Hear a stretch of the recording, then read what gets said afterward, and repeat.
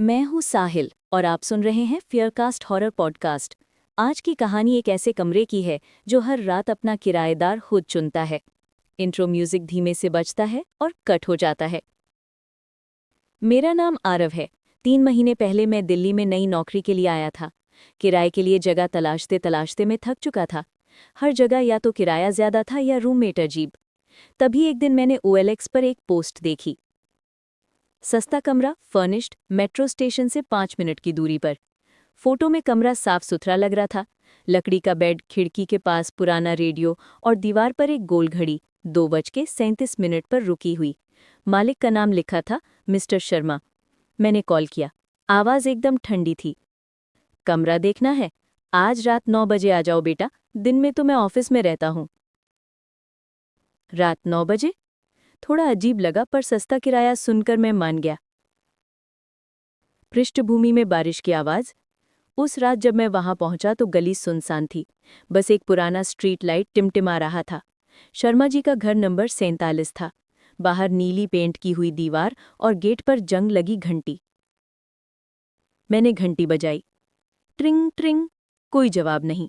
दूसरी बार बजाई तो दरवाज़ा अपने आप कर की आवाज़ के साथ खुल गया।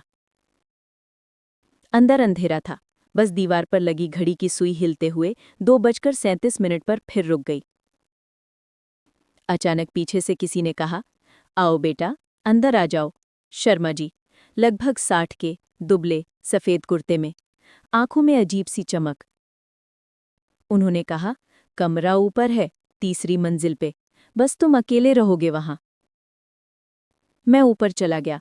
सीढ़ियां चढ़ते वक्त एक एक स्टेप से धूल उड़ी, जैसे किसी ने सालों से इस्तेमाल ही न किया हो। कमरा खुला तो खुश हो गया। बड़ा था, खिड़की से मेट्रो लाइन दिखती थी। बस एक चीज़ अजीब लगी। दीवार के कोने में एक पुराना लकड़ी का दरवाज़ा जो बंद था, उस पर ताला नहीं बल्कि लाल रंग का हाथों से बना हुआ निशान था। मैंने पूछा, ये दरवाज़ा कहाँ जाता है शर्मा जी? उन्होंने धीमी आवाज़ में कहा, वो कमरा बंद ही रहने दो बेटा, वो अब किसी का नहीं। और मुस्कुराकर चले गए। रात के करीब 12 बजे मैं नींद में था जब वो पुराना रेडियो अपने आप चालू हो गया। श्श, तू सुनेगा मेरी बात? टूटे सिग्नल जैसी आवाज़। मैंने तुरंत बंद किया, पर जैसे ही बटन दबाया रेडियो फिर से अपने आप चालू हो गया। इस बार किसी और की आवाज़ थी, एक लड़की की। मत खोलो वो दरवाज़ा, मत खोलो।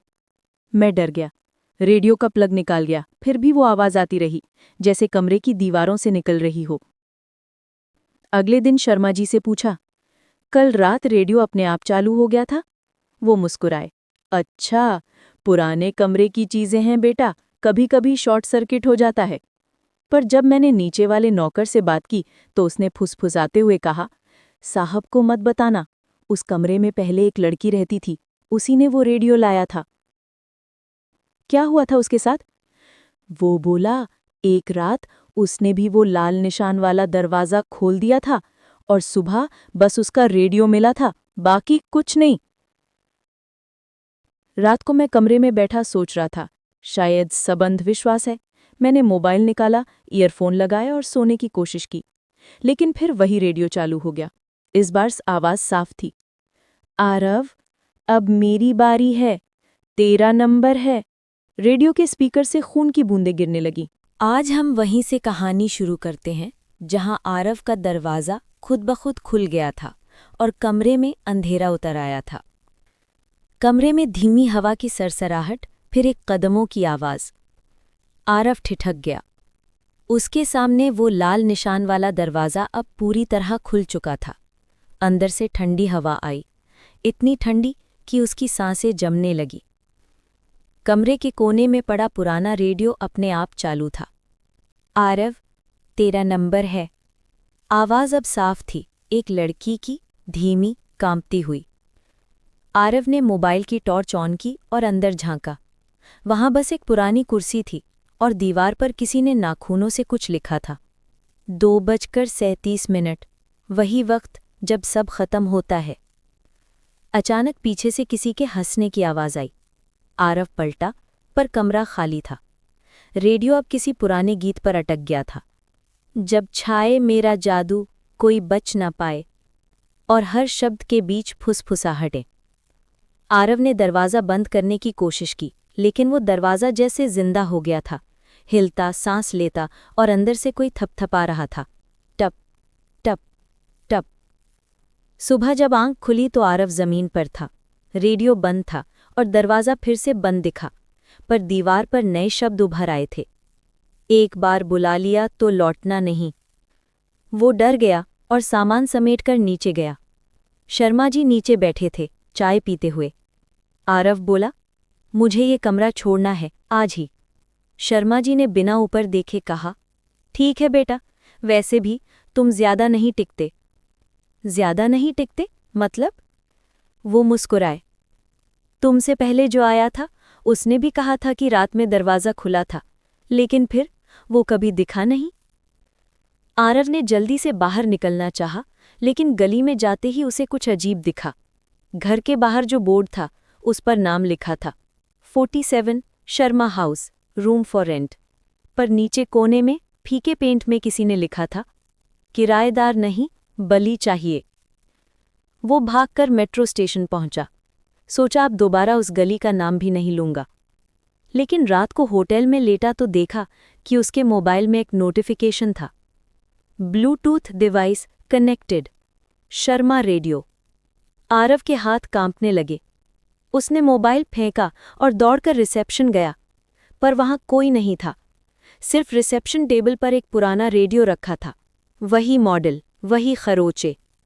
वो अपने आप चालू हुआ। आरव, तू भाग नहीं सकता। आरव चिल्लाया, तू कौन है, क्या चाहती है? रेडियो से जवाब आया, वो कमरा मेरा घर था।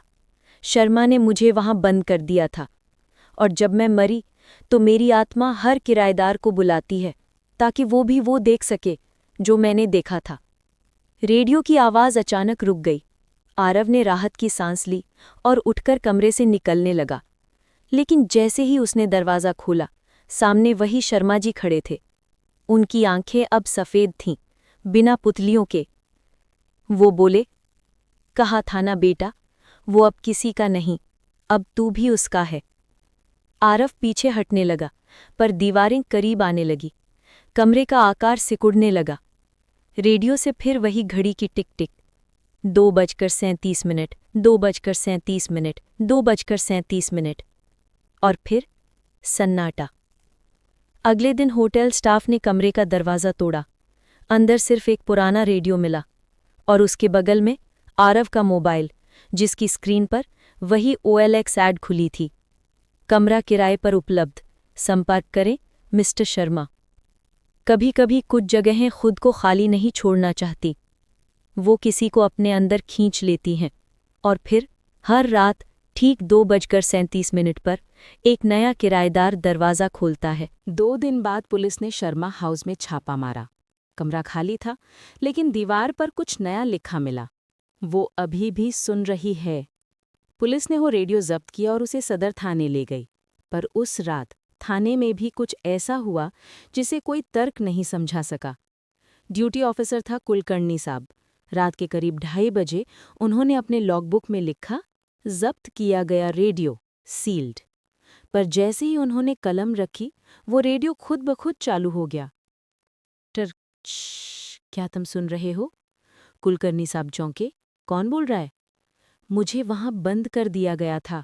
उसने कहा था, अब मैं कभी नहीं बोलूंगी, पर मैं बोल रही हूं। रेडियो में से लड़की की धीमी सिसकियां आने लगीं। कुलकर्णी साहब डर के मारे पीछे हटे और देखा, रेडियो के स्पीकर के पास खून जैसा कुछ टपक रहा था। अगले दिन case CBI inspector Sanya Malhotra को सौंपा गया। सान्या को ऐसी कहानियों पर भरोसा नहीं था। वो बोली, हॉरर नहीं, मर्डर केस है ये। शर्मा ने किसी को मारा है। वो रेडियो लेकर सीधा घर नंबर 47 पहुंची। कमरा पूरी तरह वीरान था। फर्श पर टूटी कांच की बोतलें, दीवारों पर उभरे लाल निशान, और वो वही घड़ी जो फिर 2:37 पर रुक गई थी। सानिया ने रेडियो को टेबल पर रखा। चलो देखते हैं इसमें क्या है।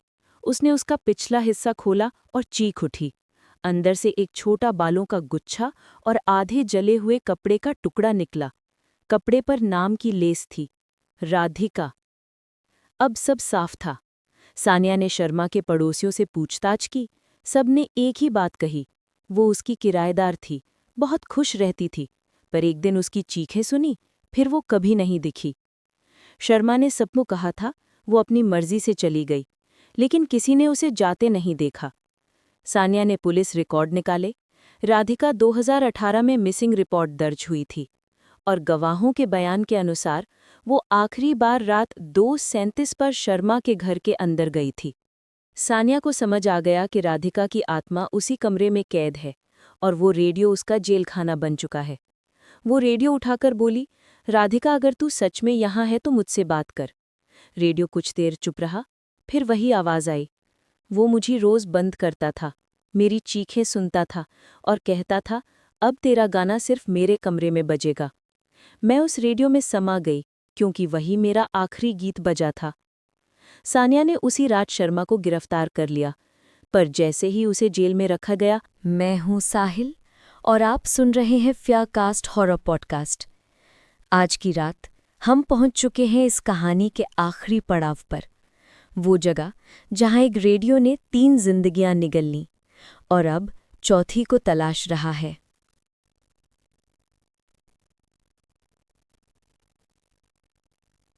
धीमी बारिश की आवाज़, बिजली के कड़क। सानिया की गुमशुदगी के कुछ महीनों बाद दिल्ली पुलिस ने एक स्पेशल ओकल्ट इन्वेस्टिगेशन टीम बनाई। टीम की लीडर थी प्रोफेसर मीराबेन राव, जो परामानवीय घटनाओं पर रिसर्च करती थी। मीराबेन ने कहा, ये कोई साधारण आत्मा नहीं, ये एक श्रापित उपकरण है जिसमें आत्मा को बांधने की रस्म की गई है। उन्होंने पता लगाया कि शर्मा जी का असली नाम विक्रम शर्मा नहीं था। वो पहले तांत्रिक पंडित विष्णुकांत के साथ काम करता था और वही उसे आवाज बांधने की विद्या सिखाई थी, एक ऐसी विद्या जिससे किसी की आत्मा को वस्तु में कैद किया जा सकता है।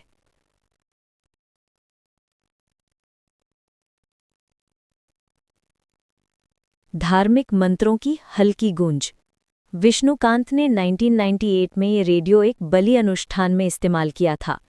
कहा जाता है जिस आत्मा को इस रेडियो से बुलाया गया वो कभी वापस नहीं गई और तब से हर उस इंसान को खींच लेती है जो उसके पास आता है। मीराबेन ने तय किया वो इस रेडियो को नष्ट करेंगी। उन्होंने रेडियो को एक तांत्रिक कमरे में रखा, आसपास पवित्र सिंदूर, नींबू और लौंग का चक्र बनाया, मंत्र पढ़ना शुरू किया। ओम क्षिप्रम विनाशाय आत्मा मुक्ताय स्वाहा। रेडियो कांपने लगा, दीवारों पर धुंधली आकृतियां उभरने लगीं। राधिका, सान्या और शर्मा तीनों एक एक कर प्रकट हुए। राधिका की आवाज आई, मत करना, अगर ये नष्ट हुआ तो हम कभी मुक्त नहीं होंगे। सान्या चिल्लाई, कर दो, इसे खत्म करो, यही एक रास्ता है। मीराबेन ने हिम्मत जुटाई और मंत्र की आखिरी पंक्ति बोली। रेडियो जमीन पर गिरा और उसमें से तेज रोशनी निकली। कमरे का सारा सामान हिलने लगा, दीवारें फटने लगीं। फिर अचानक सब कुछ शांत हो गया। रेडियो अब पूरी तरह जल चुका था। मीराबेन ने राहत की सांस ली।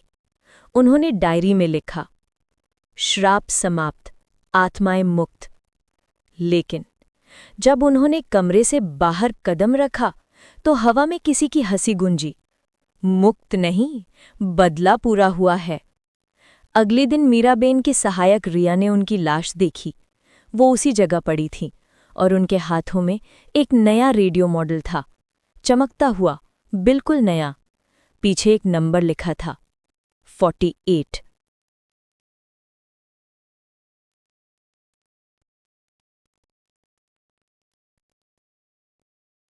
धीमी मेटालिक आवाज, जैसे स्टेशन ट्यून हो रहा हो। तू सुन रहा है ना साहिल? क्या? अब अगला प्रसारण तेरे नाम है। ट्रर्रर्र। रेडियो की आवाज बढ़ती है, फिर सन्नाटा। म्यूजिक। कहते हैं कुछ कहानियां कभी खत्म नहीं होती, वो बस फ्रीक्वेंसी बदल लेती हैं। अगर तुम्हारे रेडियो पर रात 2:37 पर कोई आवाज आए और वो तुम्हारा नाम पुकारे, तो समझ लेना भटकते कमरे का आखिरी प्रसारण शुरू हो चुका है। I, radio.